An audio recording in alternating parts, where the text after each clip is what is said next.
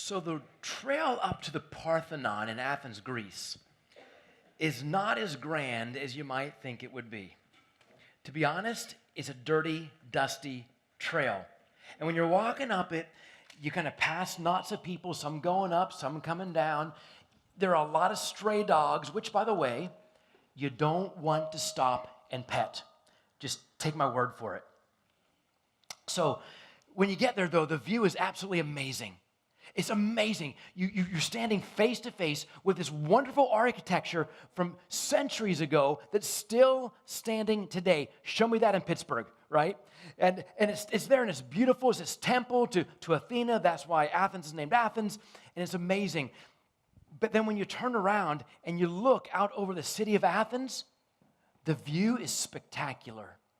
But there's another reason you might want to climb that hill called the Acropolis. That's because when you're up there, you also get to discover another really cool place. It's called the Areopagus, also known as Mars Hill.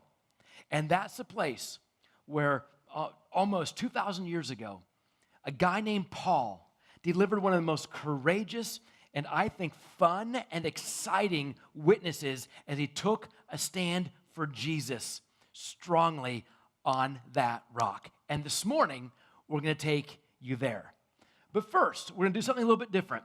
This morning, I'm going to take a page out of Pastor Chris Brown's playbook, and I am going to give you a test. Yeah, moans and groans, right? Y'all came the whole way from Florida for a test. We're going to test your knowledge about Jesus. And here's what I'm going to do. I'm going to just kind of throw out some statements with blanks, and you're going to fill in the blank. You're going to just yell it out, the answers. And some of you are thinking right now, nope, not going to do it. That's okay. Let me remind you of a couple of things. Number one, no flunking in church, right? So you don't worry if you're wrong. It's okay. We're not going to tease you for very long, maybe a little bit at first. No, but there's no flunking here, so no worries about that. If you don't like to speak out in public, that's cool. No worries. Don't have to say anything. Some of you are like, but what if I don't know the answer? I guarantee you will know almost every one of these answers. Even if you've never been in church, if this is your first day in church, you still will know some of these answers. So if you know them, feel free to shout them out. You ready to go? Sure. All right, here's the King of the Jews, right? Here he is. Jesus was born in the village of Bethlehem. Jesus' mother's name was Mary. Jesus' earthly dad's name was... This is easy, right? Who said no? Come on. The no trick questions is super easy. Next one. When Jesus started his ministry, he called his first three followers. I'm going to give you the first name, and the other two almost always follow the first one. So he called to himself Peter and then James and John, right? Yeah, the sons of thunder. Yeah, the two brothers. Next one. Jesus had how many apostles? 12. One day, from a boat, Jesus' apostles watched Jesus walk on top of water. Cool. On another day, there were some guys who had a very, very sick friend, and they wanted Jesus to heal him. So they brought him to the house where Jesus was, and Jesus was in the house, and the crowd was so thick outside they couldn't get inside the house. So they cut a hole in the... Who said fence? I thought maybe I heard fence. Yeah, they cut a hole in the roof and lowered him down, and Jesus healed him, right? Next one. Jesus fed more than 5,000 people with how many loaves and how many fishes? Yeah, this is great. Like, we got a little weaker on this one, but I'll give you credit for it. Yeah, 5 loaves, 2 fish. Next one. The Jewish leaders convinced the Romans to kill Jesus by hanging him on a cross. Great. Last one. But then on the third day, an angel told the women, he is... Right. I'll give you half a point if he said not here, right? Because he said he's not here, he is risen. So half point, we'll give you credit. Hey, we know the stories, right? You can fill in the blanks. But that is precisely the problem. Because we confuse this. And we think just because I can fill in the blanks, I know Jesus. When the reality is, filling in the blanks only means you know about him. And to prove to you that those are two different things, knowing him and knowing about him, I'm going to give you a second test. See how much you know about this guy. Same format. He's a quarterback for the Pittsburgh Steelers. His name is Ben. His nickname is, like only half of you are answering. Like, he didn't retire. You know that, right? He's back, okay? Next one. His hometown is Lima in the state of, okay, I'll give you credit for that. Good. Lima, Ohio. He played his college ball at Miami University of Ohio. He was drafted in the first round of the NFL draft in the year 2004. Good, man, just great. His wife's name is, oh my gosh, you knew that. Was that you, Becky? Oh my, you give her a card for coffee or something. Get her a Get-Go or a Starbucks card, pass it to her. Man, I don't think anybody would know that. His wife's name is Ashley, got married back in 2011. But some of you know even more about him, right? Like, he's won 2 Super Bowls. He's been to the Pro Bowl 6 times. You may know that when he first started the NFL, he took a Sharpie and he wrote on his cleats every game, PFJ, which stands for what? Play for Jesus. Like, you can fill in the blanks about Big Ben. You know some things about Big Ben. But if Big Ben walked in the room today, you're like, what? No, he's not here. I don't think. Ben? Are you? No. But if he walked in the room today, you would call his name like, look, it's Ben Roethlisberger. But would he call your name? Would he look at you and say, oh man, there's Francis Thurman. I'm so glad I saw you today. The reality is, you would call his name, but he would not call yours. Why? Because you know about him, but you don't know him. Friends, here's the reality. There are a lot of people in church and a lot of people in the world who they can fill in the blanks. They know the stories of Jesus, but they don't know Jesus. So what may be unknown to you, I am going to make known to you today. Isn't that a cool statement? What is unknown to you, I am going to make known to you. It sounds way cooler when Paul says it to a bunch of guys sitting on a rock on the Acropolis in Athens. So here's how it went down. So Paul was doing Paul's thing. Paul was out making disciples. He loved to go to an area. He would tell people about Jesus, lead them to Jesus. And they got enough people, loving Jesus there. He said, okay, now you be the church here. I'm going to go over to the next town and tell more people about Jesus. So Paul was doing that, out there leading people to Jesus. And he's up in a city called Thessalonica. And he's doing his thing, telling people about Jesus, until some Jews got angry with him. They did not like his message. They did not like what he was saying, that Jesus is God. He is the Messiah. And so they hired a mob squad. They literally went out and got these thugs from town, and they said, we don't care what you do. Either take him out or drive him out. We want him gone from our town.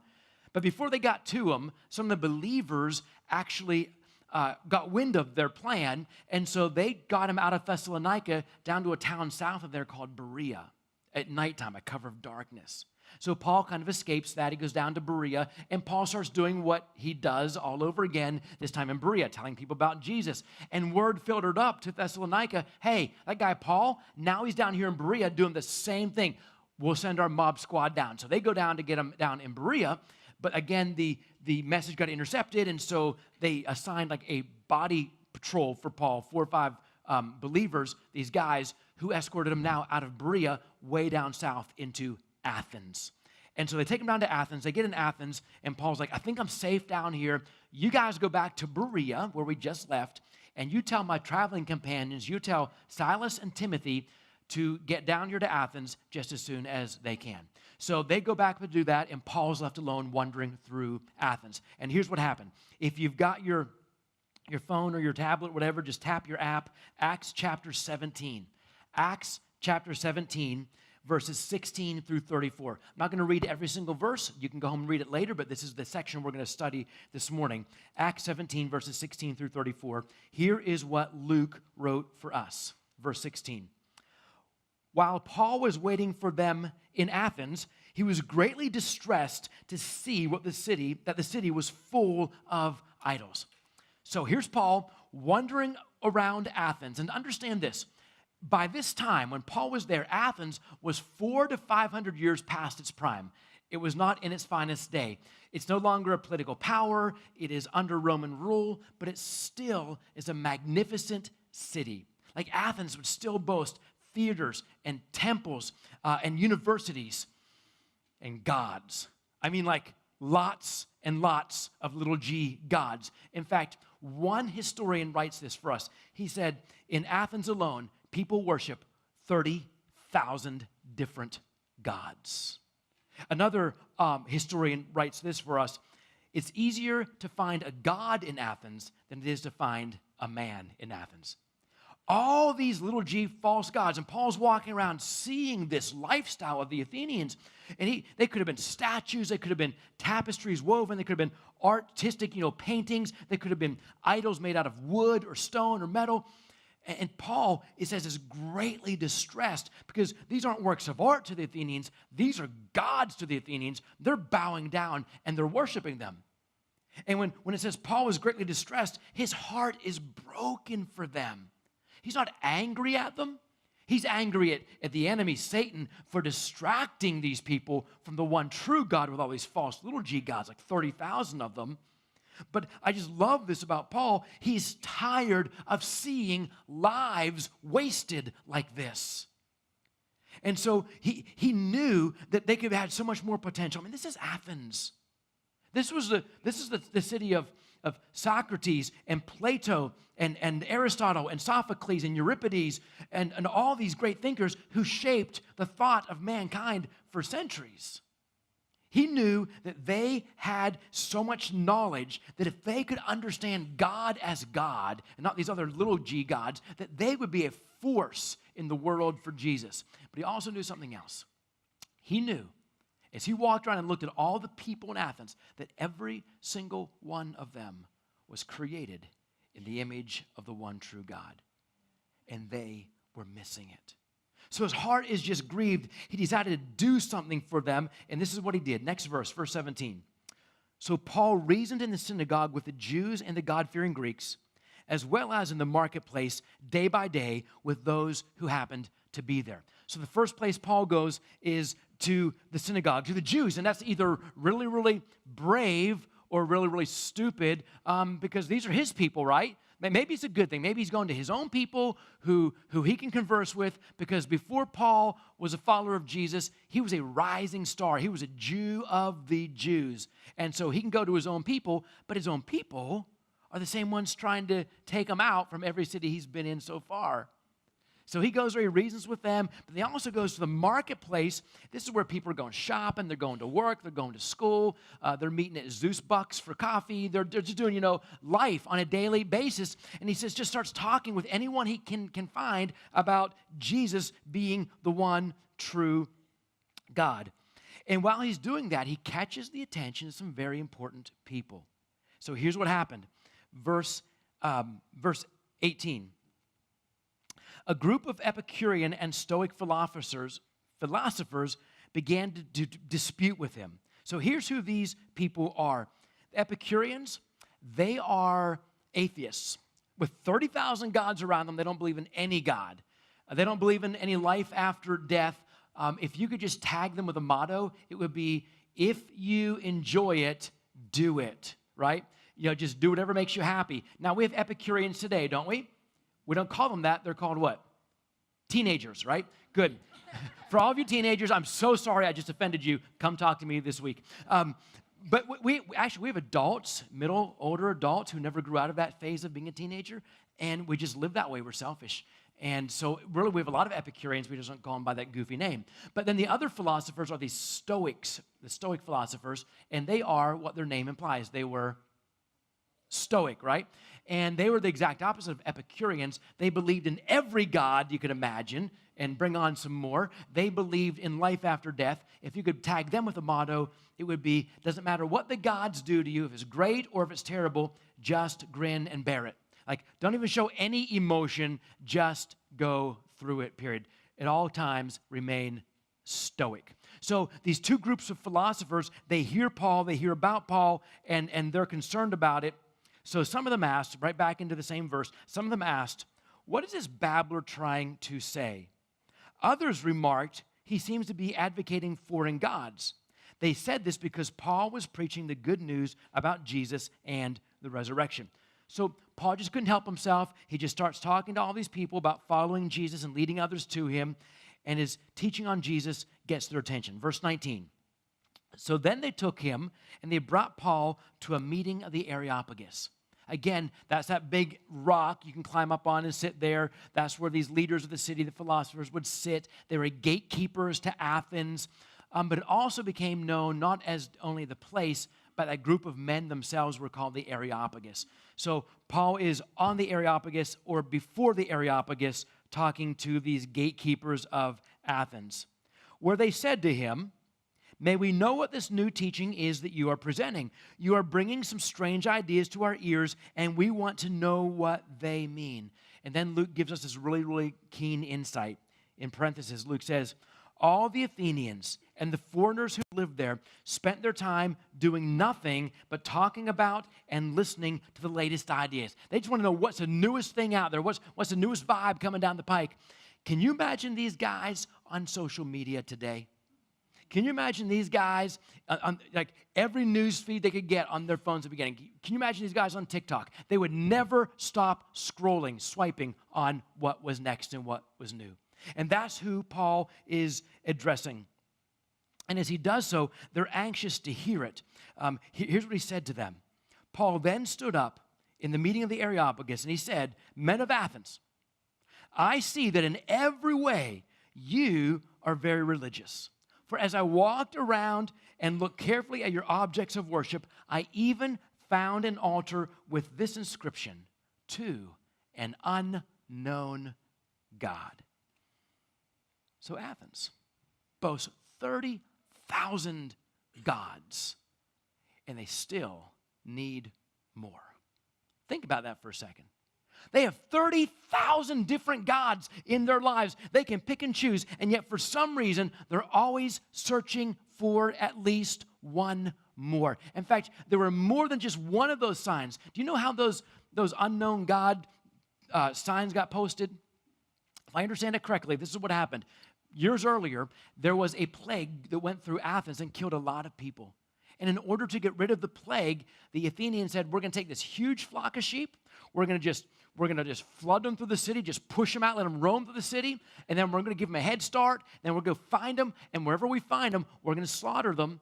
And at whatever they're closest to, a temple, a shrine, a statue to a certain god, we will dedicate, sacrifice that sheep to that god." And so all these sheep, being slaughtered all over town for all these different gods, but some sheep ended up not near a shrine, not near a temple, not near a statue. So they would just slaughter right there and pound a post in the ground, put a sign, "To an unknown God." That's how they got those. But the fact is they had 30,000 gods. And it was never enough. They always wanted one more, or one more, or one more. See, the reality is they were searching for something that none of their little false gods could provide. And they were searching for the same thing you and I search for: meaning, direction, purpose in life. Like, why am I here? Where am I going? What am I supposed to do with my life? And with every god they added, they tried to answer that question, but they could just never get there. And listen, what I'm about to say is as true for you today as it was for them back then. If you do not have the one true God as your God, you will always be searching for more. Your life will never be fulfilled until you take Jesus as your one true God. So here comes Paul. He knows what they're thinking. He knows the questions they're asking. I think he's giddy. I think he's getting excited because he knows he's been walking around town for, a week or so now, and he's a good read of people. And he knows they've not found what they're searching for in life yet. And he's like, "But I know who you're looking for. I've got your answer. I know who he is." And this is what Paul says to them. He says, "Now what you worship as something unknown, I am going to make known to you." Like, what you don't know, I'm going to tell you about. Let me take the "un" off the plaque for you. And he tells them about this one true God. Not a God that was created, but a God that created everything, including those people. A God who created them and had a plan for them and had direction for them and had meaning for their lives. Paul's like, I know this God. And better yet, he knows me. He's like, "Hey, Athenians, when I walk in the room, this God's like, woo, oh, there's Paul. I know Paul. And Paul would be like, and I know that God. Like, it's relationship. And Paul's like, you can know this God too, and you need to know him. And then Paul said this. I think this is why he's getting Paul's excited. Verse 20, jump down to verse 27. God did this so that men would seek him and perhaps reach out for him and find him, though he's not far from each one of us. Listen, in a culture where they had so many gods in their lives and every god made their lives miserable, miserable, miserable. When you're worshiping a God that you don't believe loves you or cares about you or knows you or would call out your name in a room, your life's miserable because you're always worried what that God's going to do next. And what, did I do enough to worship this God? Do I do enough to appease this God? And so when Paul comes saying, hey, here's a God that actually treasures you and wants to know you, this is great news for the people of Athens. And here's why. Now, I think this is why Paul got super passionate for them. Verse 31. This is where it gets really sober for us. Paul says, for God has set a day when he would judge the world with justice. Friends, you need to listen to this. A day is coming when God is going to judge you. I know that's not a politically correct word in our culture today, but hang it all, it's what the Bible says. God is going to judge you. God is going to judge me. He's going to say, either you are mine or you are not. Either you're with me or you're not. And if you're not mine, you will spend eternity condemned to hell. But if you are mine, if you are with me, you will spend eternity living with me forever in heaven. Either you're mine or you're not. God says, I know the plans I have for you. Like, but what are your plans for you? The good news is that God has provided the way that you will be judged. So go back to this verse 31. He would judge the world with justice by the man he has appointed. Who's that? Yeah, 99% of the time, the answer in church is Jesus. Okay, so you can feel free to throw that one out all the time. It's never wrong. By the man he has appointed, we know as Jesus, God has given proof of this to all people by raising him from the dead. That's what Paul said. Now understand, Paul's not railing on them. Paul is not threatening them. Paul is not rebuking them. Paul is not scolding them. You know what Paul's doing? Paul's inviting them. Paul's inviting them to know this God. He's inviting them to know the one way that this one God has provided salvation for all of us. He's inviting them to know Jesus. And friends, listen. Knowing the stories of Jesus is not the same as knowing Jesus. We kind of proved that already, right? With the whole Ben Roethlisberger thing. Just because you can fill in the blanks does not mean you are saved. God does not want to be some unknown God to you. He wants you to know him, not just about him. Listen, I don't know what the day of judgment is going to be like. I honestly don't. But I'm pretty sure it's not going to be a fill-in-the-blank test. I'm pretty sure it's not going to be a true-false test. I'm pretty sure it's not going to be multiple choice. And I'm pretty sure it's not going to be an essay. I think it's going to be more like a conversation between two people who know each other really, really well. And if you don't know Jesus, that's going to become really apparent really, really fast. This morning, my hope is, and my heart is, the same as Paul's was for the Athenians, that they would know Jesus as the one true, holy God, the one way that our loving God has made a way for us. There is no other way. In fact, God reminds us of that right here in Acts 4:12. He said, salvation is found in no one else, for there's no other name under heaven given to men by which we must be saved. There's no other way. This is the one way. So as you start or restart your faith, this is absolutely essential for you. Jesus is the one way to salvation. Listen, you live in a culture that has 30,000 gods. We're no different in our world than they were back then. But here's the message. God's made one way, and he is the one true God. Maybe this morning, when we went through that test about Jesus, you couldn't fill in any of those blanks. That's okay. Just start there. Just start there, just saying, hey, this is where I am. It's a great place to start. Or maybe this morning, you filled in all the blanks, you shouted them out, but really, that's all you've got. Okay, so start there. That's a good starting point too. Wherever you are, let's have you start today making sure you know Jesus as the only way to salvation. Friends, how cool would it be if Jesus walked in this room and you're like, oh, there's Jesus. And Jesus is like, oh, there's Scott Yellinger, and there's Aaron, his way better half. I know them, right? This is the God that we worship here. This is the God who wants you to know him like that because he knows you like that. So here's what I'm going to ask you to do. Here's your next step challenge for the week. When you go home, use this week not just thinking about it, because thinking doesn't get you anywhere, right? But acting does. So act on this. Here's the question of the week. What's the one thing that you can do this week to know Jesus better? What's the one thing you can do this week to know Jesus better? Maybe you get up 15 minutes early and just start reading the Bible. Like, where do you start? Don't start in Genesis. You'll be out of it in 2 days, right? Start in the book of John in the New Testament. Just read through about Jesus. Oh, are you really smart? Mark's the shortest gospel. Hint, hint. You know, he's like, see Jesus run. Right? He's really short, like that reading. So go ahead and listen, read through one of the Gospels. Maybe you need to just grab your spouse and say, we just need to start praying together. Maybe you need to find a trusted Christian friend and say, hey, I'm exploring this whole Jesus thing, and would you meet me for a cup of coffee this week? What's the one thing that you can do to get to know Jesus better this week?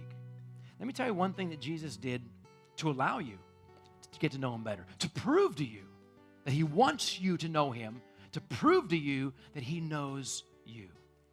2,000 years ago, Jesus knew the time was right, and he went to an upper room with his 12 closest friends. They were celebrating the Passover meal, and Jesus did something really, really radical for that time. During the meal, Jesus took the bread. He gave thanks to our Father who's in heaven. Then he broke it. And he said to them, this is me. This is me. I love you so much, and I know you need me so much that I am going to let my body be broken for you, torn apart for you, because I want you to know my love is strong enough to forgive you of the sin of your life. And then Jesus took that common cup. Again, he gave thanks to our Father, and then he said to them, take and drink this, because this too, this is me. I want you to know how much I love you. I call the stars by name. I can call every one of you by name. And if you want to know me like this, then take and drink. You're invited. And you know who was sitting at that table that day? You know who Jesus invited to partake in this holy meal? Judas Iscariot, the guy that betrayed him. You know who else was there? Peter, the guy that denied even knowing him later that day, that night. Do you know who else was there? The other 10, who when the soldiers came, they took off and betrayed and just left Jesus by himself in the garden. And Jesus is like, I know what you're going to do, but I love you. I think Jesus did walk in this room today way before we got here. And he's like, I know you. I know where you've been. I know what you've done. I know what you're going to continue to do. But man, do I love you. And I just want you to know me and love me too. And so he's made this way. It's an invitation for you and for me. This morning, we're going to have some servers come up to 4 different locations. 1, 2, 3, and 4. And if you want to come and partake of this meal today, you're welcome to. Whether you're a member here or not, whether you're a member of another church or not, that doesn't matter at all. Today, what matters is if you say, Jesus, I want to get to know you better. And here's the way I'm going to start. So today, the table is open for you. If you need us to bring it out to you, if you cannot get up here, just let us know. Our servers will come out to you and bring it to you. If you need gluten-free, it's available to all 4 stations. Go to any station you want. It'll be open for you. The team's going to sing out over us. So let's just ready our hearts. Let me pray us into this time. Jesus, thank you for making a way when there was no way. Thank you for doing what we could never do on our own, for loving us with such an amazing love that you've made a way for our sins to be forgiven, that we could come and be a part of the kingdom you are building and be used, oh God, to win others to you as well. So Jesus, thank you. Holy Spirit, would you come and do your holy work in this space, in this time, right here and right now. And we pray all this, Jesus, for your glory and in your holy name. Amen. Friends, the tables are open. Would you come as you feel led?